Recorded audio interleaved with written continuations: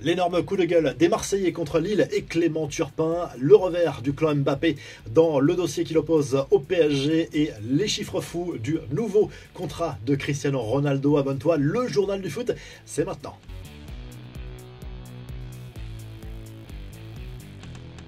Soirée très tendue en marge du match entre l'OM et Lille. Mardi soir au Vélodrome en 16e de finale de la Coupe de France. Sur le terrain, grosse déception pour les Marseillais, éliminés au tir au but. 20e match sans défaite pour les Dogs, c'est un record. Cette rencontre s'est conclue dans une ambiance très tendue. Au Vélodrome, Olivier Létang, le président du LOSC, a empoigné de manière virile le 4e arbitre au moment de l'égalisation de Luis Enrique. Comportement dénoncé par Roberto De Zerbi en conf de presse. Le coach de l'OM ne comprend pas comment un président de club peut se retrouver sur le terrain pour mettre une telle pression. C'est ce qui a déclenché un attroupement en bord de pelouse, quelques insultes dans les deux camps et un rouge pour Mehdi Benatia qui aurait pointé du doigt de manière menaçante l'arbitre Clément Turpin. Le dirigeant marseillais s'est confié ensuite au micro de beIN.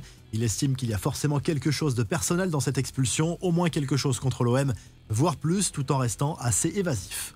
L'actu du PSG, cette fois c'est bouclé. Randal Kolo Muani a accepté de rejoindre la Juve sous la forme d'un prêt sans option d'achat. Il était très sollicité depuis début janvier, mais a opté pour cette nouvelle aventure en Serie A. Son objectif, retrouver du temps de jeu parce qu'il était clairement blacklisté par Luis Enrique. Le club turinois va prendre en charge la totalité du salaire et fera économiser plus de 4 millions d'euros au PSG. Autre info sur le club parisien et ce fameux conflit avec Kylian Mbappé à propos de primes et salaires impayés. L'équipe révèle que la Fédération française de foot n'a pas transmis d'éléments à l'UEFA concernant les 55 millions d'euros réclamé par l'international français. C'est un revers pour le clan du joueur qui en avait fait la demande auprès de l'instance. En l'absence de ce signalement auprès de l'UEFA, le PSG ne risque rien pour le moment en termes d'exclusion éventuelle des Coupes d'Europe à cause de cette affaire. Et on en vient aux confidences d'Achraf Hakimi. L'international marocain s'est exprimé pour la première fois sur les accusations très graves dont il a fait l'objet ces 2 dernières années de la part d'une jeune femme. En gros, il explique qu'il fait confiance en la justice et il voit en cette affaire le contre-coup de la célébrité. Joan Laporta remercie le Real Madrid, c'est assez rare pour le signaler.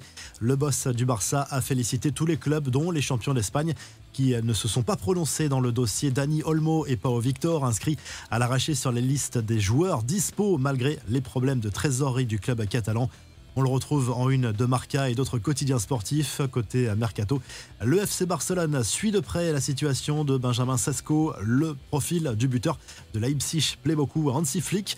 Le Slovène de 21 ans a une cote sur le marché estimée à 50 millions d'euros. Les autres infos à retenir dans ce journal du foot, les précisions d'abord sur le contrat du siècle décroché par Cristiano Ronaldo qui devrait bientôt prolonger d'une saison à Al Nasser. On en parlait hier, son salaire mirobolant de 183 millions d'euros sans compter les primes, ça représente un demi-million d'euros par jour, mais ce n'est pas tout, il va aussi obtenir 5% des parts du club saoudien, une grosse marque de confiance et ça représente une sacrée somme.